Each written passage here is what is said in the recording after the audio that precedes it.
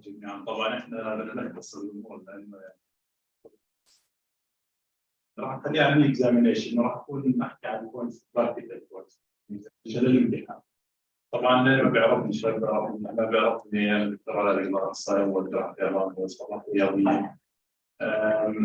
بالامتحان لما تكون عندي اكزامينيشن او اي جزء اكزامينيشن، يعني في شركه ما تكون فاهم قبل ما تعمل كان الاكزامينر يفتح منك تعرف قدامك اول تكون فاهم الاناتومي. الشغله الثانيه فاهم البايوميكانيكس. هلا احنا في حركات معينه ليش احنا بنعملها؟ ليش نحط الكوشنز هاي؟ ليش نختار الطريقه هاي؟ كلها لها علاقه بالاناتومي والبايوميكانيكس، نتكلم مع بعض. بدي ماكسيموم يعني بايوميكانيكال ادفانتج في الستريت الانجري. اللي مش فاهم اناتومي ما راح يعرف الاكزامينيشن، عشان هيك ضروري تكون فاهم اناتومي وبايوميكانيكس وفسيولوجي عشان تقدر بعدين تطبق الاكزامينيشن. هلا راح نحكي بالاكزامينيشن اتسيلف. ناصر وين ال بوينتر؟ طيب هلا general considerations for the exam. هاي for any clinical examination station, but another more practical exam rather than MCQ exam. هلا clinical examination is not different than what you do in the clinic, so practice in the clinic will show that you know what you're doing in the exam. So my advice is to practice what you will learn today. Secondly, understand the question, because the question itself may be about something specific. So I don't think they will ask you to examine the knee or examine the shoulder in the exam, because that will take like 15, 20 minutes. What they want to do is to examine something specific related to the scenario that you are talking about. So it may be examine the ACL or examine the MCL, the patellofemoral joint. That's what you will be asked for. But you have to follow the same trend every time in the examination. So first you have to introduce yourself, greet the patient, take permission before doing any examination. Always concentrate on the patient, don't concentrate on the examiner. That will start the exam. Secondly, check privacy. Always look for the curtains, close them. If there's a female, say, I would like to have a chat with. Thirdly, check the environment itself. So make sure that the lighting is good, the area is clean, the temperature is good. So that will show that you know how to examine a patient. These are basics. Everyone has to do them for every exam, not just for the knee exam. Wash your hands, or use sometimes sterilum or alcohol. Then the exposure itself, always for the limbs and the joints, always you have to compare, so you have to expose both sides. For the knee, usually we expose from the pelvis down, but we have to maintain patient dignity, so you don't expose fully, like you have to cover. Then always we follow the Apley's method for examination, which is the look, feel, move, and then special tests, but we may change according to the examination. So for the knee examination itself, in order not to forget anything, my advice is to divide it into stages or sections, whatever you want to name it. So for me, I divide it into standing phase, then sitting, then the supine, then the prone, and then completion by examination. That's how I always do it. That's how I think about it. It makes it easier, and I won't forget anything. For the standing phase, we start our examination while the patient is walking. What we are looking for is gait, posture, if he's using any special aid like crutches, braces, wearing orthotics, and if there's any visible or obvious deformities. My colleagues talked about the different gaits, the posture, if there's any fixed posture or back or problems with the pelvis. It will show up when the patient is walking. As we said, with the exposure, then after looking at the patient walking, we stand the patient, knees, legs together. The best position is the patient can do them is patella pointing forward. That will give you will show any form of the deformity. Then we look from the front, behind, and the back. What we're looking for is any obvious swelling, scars, deformities, abnormal posture. So if you, for example, if you're looking about the fixed stitching contracture, you may not be able to see in front if you look from the front only. You have to look from the side to look to see that. If the patient has a scar in the popliteal fossa, you have to look from the back for that, or if there's a Baker cyst or anything, any pathology. Roughly assess the Q angle because the posture may be about the patella instability. So the Q angle it's just to be assessed on X-ray, long films, but clinically you can roughly judge that by looking at the ratio of anterior spine to the patella and to the quadriceps tibia. Then ask the patient to walk through the room. So look from the front and the back while he's walking away from you and toward you. At this time, look for the foot progression angle, look for the patellar progression angle, see how they are related together, because this may be an indication for patellar problem. Again, if the question is about dislocation or ligament injury, check the hyperlaxity. I think everyone knows what the Baton score is. It's a numerical score, that's the hyperlaxity. And this is important because it may be related to the primary problem the patient has. Now for the sitting phase of the examination, it's mainly we're looking for the patellofemoral joint. Ask the patient to sit on the edge of the couch. The legs should be free, hanging down, and then ask the patient to move the leg flexion and extension. Observe the motion of the patella and how it goes. The J sign will show up here if there is any patellar instability. So the J sign is basically patella goes laterally while it's moving proximally. 5 minutes. 5 minutes. Okay. For the supine part of the examination, again, look closely. We know what we're looking for. Ask the patient to do the passive and the active range of motion. I usually start with the active, ask the patient to do the active. Then if he reaches the limit, then I will push again with my hand to check how much passively he can go. Always look at the case of the patient while doing that to check for any pain or discomfort. Again, the feel part, palpate all the bony prominences. So you either go bone, soft tissue, or soft tissue bone, it's up to you, or you have to palpate everything. So you palpate all the bony prominences, the joint line, the tendons, the ligaments around the knee, and the popliteal fossa. What you palpate for is temperature, tenderness, masses, any obvious fusion may be palpable. Special tests while supine, there's tests for fusion, for the ACL, for the PCL, the MCL, and the LCL, and the meniscus and the patella. All those tests can be done while the patient is supine. We'll go through them now through each test. For the prone part of the examination, again, look, feel, move.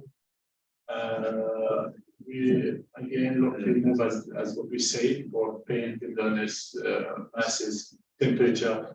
A special test that we do while the patient is prone is the Dale test mainly for the ACL and the PLC, and the Aptis grind test for the meniscus. And also we do to complete the rotation profile that we started. So complete the rotation profile that we started early while the patient.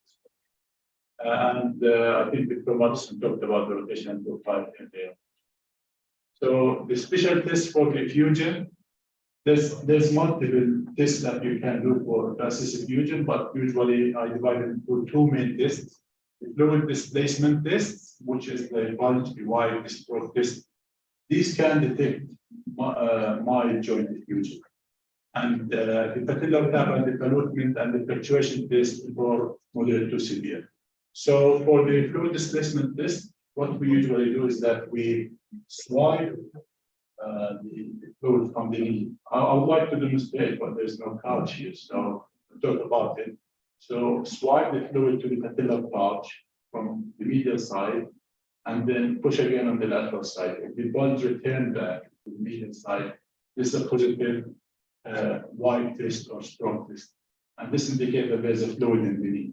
The patellar valve and the allotment, this is for moderate to severe. So what you do is you squeeze the fluid from the patellar pouch and you hold it and then you join by pressing on the patellar pouch. And with the other hand, you either push on the knee, and that's patellar valve. If it returns back, bounce back, and there's a fluid underneath. Or you hold the side of the knee with your index and thumb, and you push on the patella, and if there's a push, this is allotment of the for the ACL, start with the ligament disc. So the ligament disc, the position is supine, the knee is fixed 15 to 20 degrees, hold the femur firmly with the one hand, and the other hand that you're gonna do is you're gonna use it to push the tibia forward against the femur. So, for example, for the right side, as we see here, he's holding the femur with the left hand and he's using his right hand to push the tibia forward. And you need some kind of force here to push the tibia forward. Positive twist is when the tibia translate. And about this is again specificity of you can read them, but it's not the most specific test for the knee, but it will give you an idea. You may reach a permanent point, and this means that something is still connected between the كثير ناصح قصر الكبير. and if you're ناصح, you may use your leg too. So you may put the femur on for example, your thigh and push it down with your weight and use the other hand to put it. That's for these people.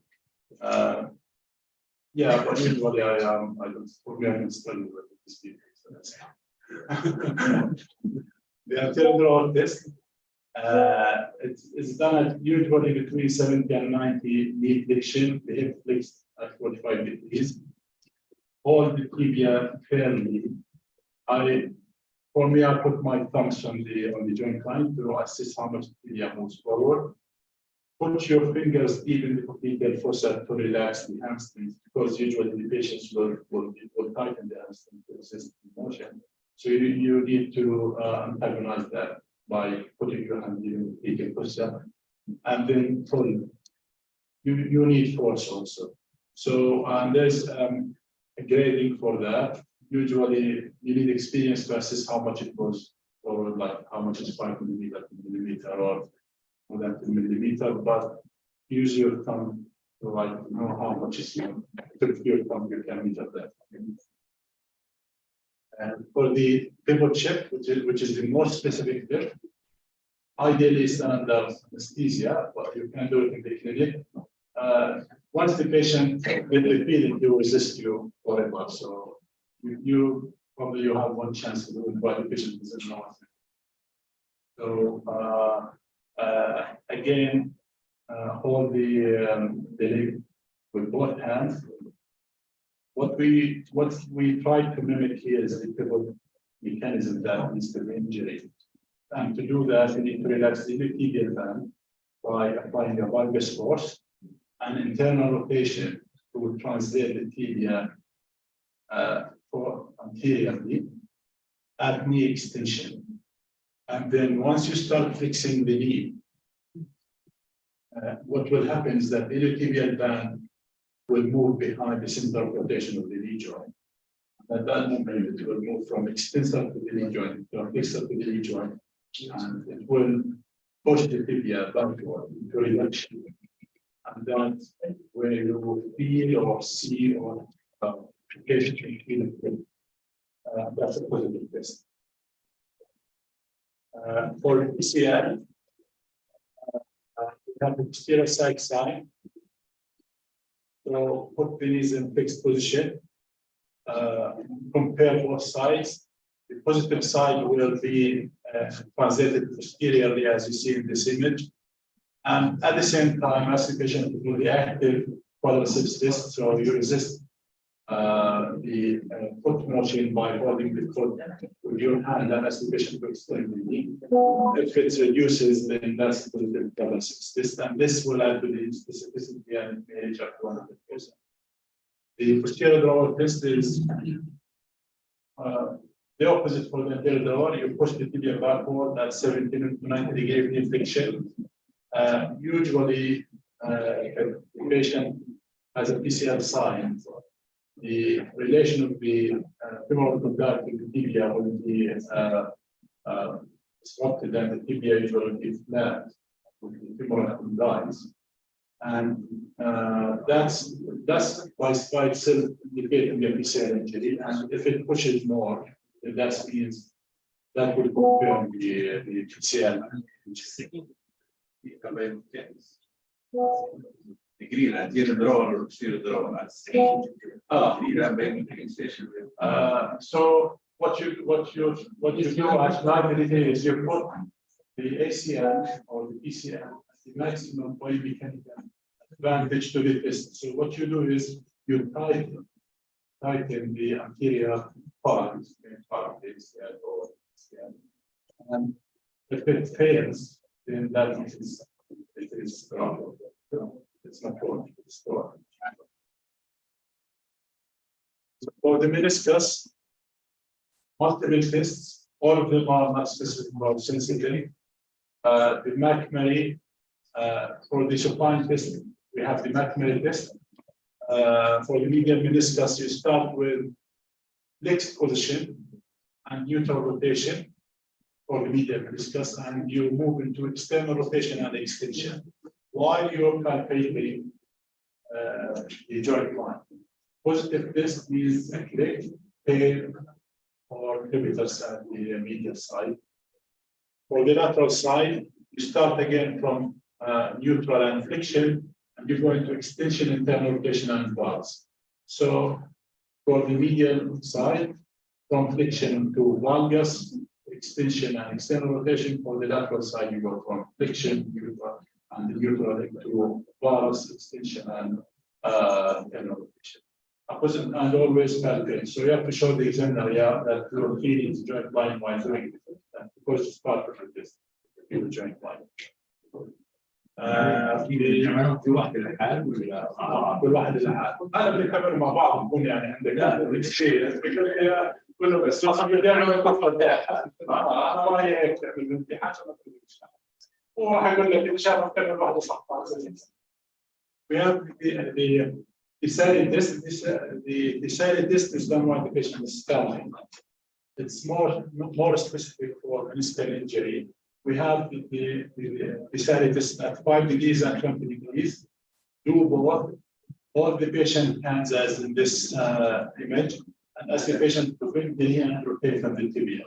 So if it's positive, the patient feels pain. The Apley's grind is the other test that's done when the patient is prone. Prone, flex the knee to 90, and then hold the tibia and the axial pressure on the heel. So don't hold the heel itself, because the movement may be at the ankle. So you have to move from the tibia, but you have to compress on the heel. And pain or painful incline is a positive test. Now for the MCL, we have the valgus stress test. So we usually do the valgus at 0 and 30. So the difference between 0 and 30 is at 0, you're removing the ACL and the MCL to stabilize the valgus. But at 30, you isolate only the MCL. So the ACL will be relaxed at 30 degrees. So the only working ligament to stabilize the knee into valgus is the MCL. So that's where you pick the MCL. And positive test is medial open. For the LCL, it's the same, 0 and 30.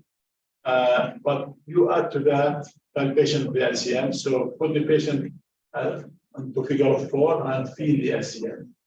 So at figure 4, the LCL will be tight because you're applying your varus force and the reflection, so you can feel it and try that on yourself. For the PLC, as we said, the PLC is a major part of the stabilizer, the major stabilizer for the knee works, and synchronization with the cruciate ligaments to stabilize the knee, especially for external rotation. The test that we usually do is the dial test. So the dial test is done while the patient is prone.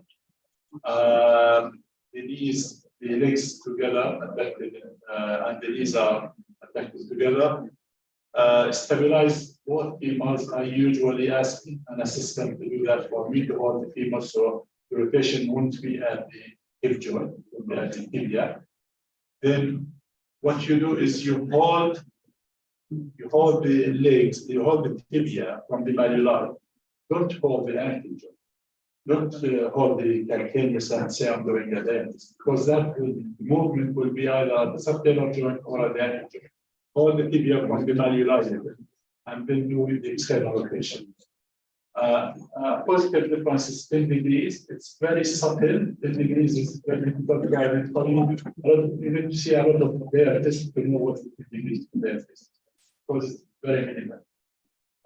So the interpretation is that 30 degrees, the working stabilizer for external rotation would be the PLC only. So if you have a positive only at 30 degrees, this means that yes.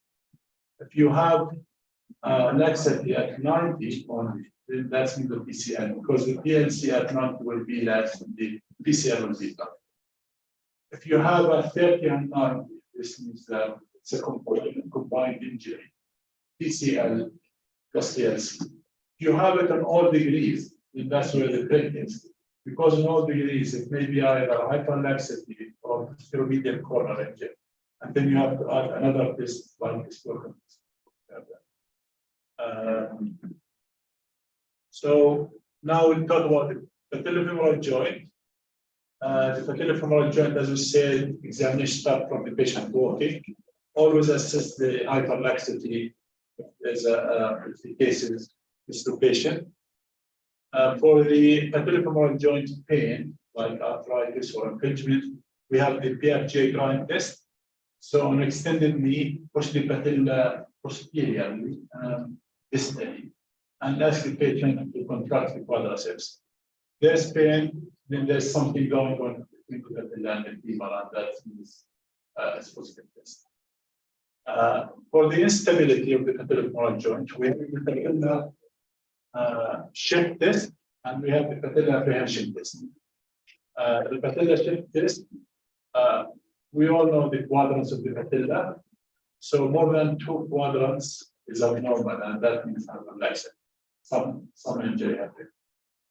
For the patellar apprehension test, which is very sensitive and specific, what I do is I start from extension. I apply a force on the patella. For example, if we're suspecting a medial injury, then I apply a lateral force to the patella.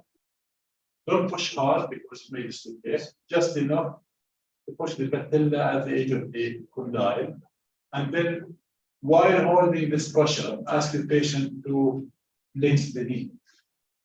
If the patient stops, become apprehensive, become distressed, always look at the patient, That's a positive test, because the patient is feeling that the patella will start out of the patella. So he will stop. So the fifth part of the examination, which is the completion and the conclusion. So we're talking about examining this while the patient is standing, supine, on all the parts of the examination. So the last part is completion and conclusion. Don't forget to examine the joints above and below. Always say, don't do it. Say, how about to examine the hip and to complete my examination. Don't forget to mention the neurovascular examination in every case. Always say, I'd like to assist the neurovascular. Probably they will say skip. Okay, you know that you'll know what you're doing. Especially, for example, like a multi-ligament knee case or lateral spinal coronal injury, you don't need MID. Document, summarize what you find, and then thank the patient and thank the examiner.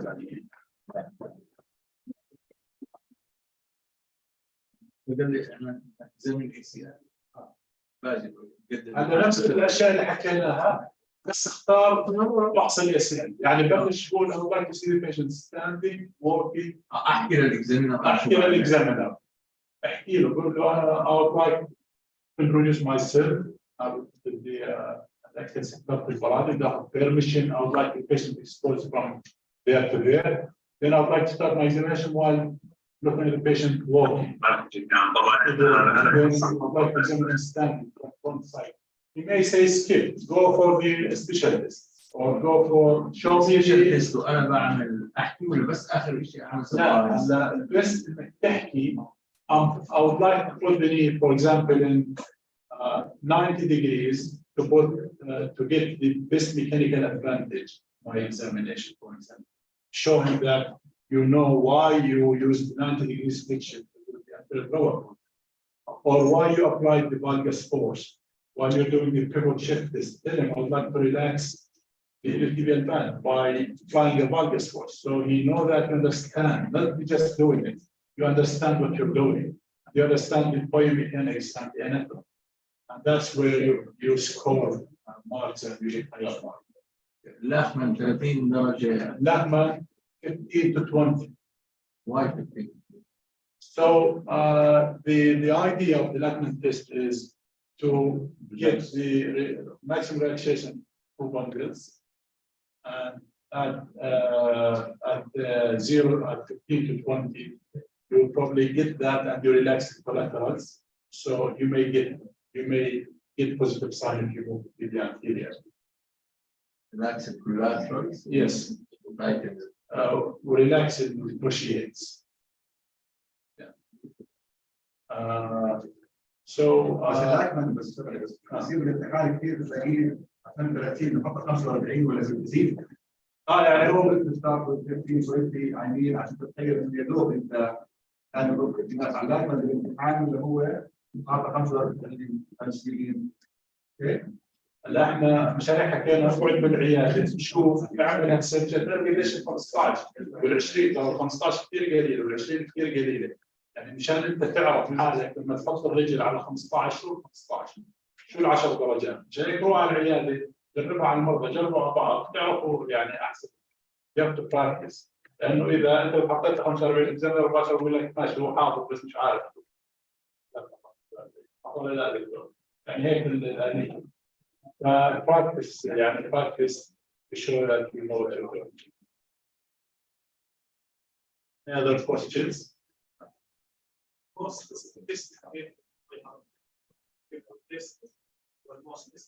More, the more specific test for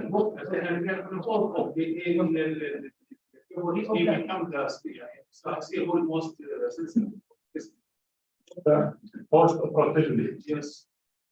بصير more specific. هو generally pivot shift test if it's done correctly while the patient is relaxed, it's more specific for either pre or post operative. The positive pivot shift post operatively, it may not indicate that the ACL is lax because we know that the graft itself is the hamstring graft is more lax than the immobilization.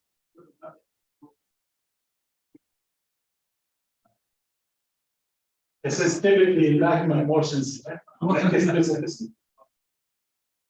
مش sensitive, specific. لا, sensitivity لا. Sensitive Lachman test. Specific pivot shift test.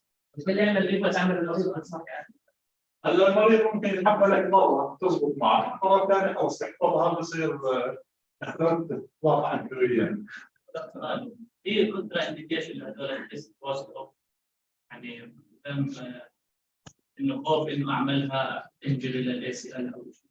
هلا بالعادة you know يعني if the fixation is durable and good, there will be no complications. However, if you do a meniscus or you have other ligaments that was repaired, you have to be careful, just away for doing, especially the, for example, the pivot shift, the split, so for the ACL. So if you've done a repair, wait, It's just a reconstruction, you can do it. But there's a meniscus speaker. البين حكيم احنا بنعمل اي تيست لما نريد تشيك نوقف هلا إذا في pain هلا شوف في pain it's a sign that you're looking for وفي pain you have to stop. هلا مريض مثلا مريض ما بشكي من pain على range of motion بلشت تعمل له ماث شكى من وجع. This is a positive sign. هون انت you say this is a positive sign for meniscus والpain بيكون المريض بيعرفه والمريض عارف انه هاي الحالة يعني هذا الوجع بقول لك هذا الوجع بالسن معي. هلا في بين ثاني مثلا يجي على واحد اكيوت انجري بلش يتحرك رجله صار يصيح هون you have to stop لانه there's something wrong the patient is still in pain probably the tissue is still swollen inflamed you have to wait for example give him some kind of mobilization and wait until they examine later another time. Okay. هذا All right.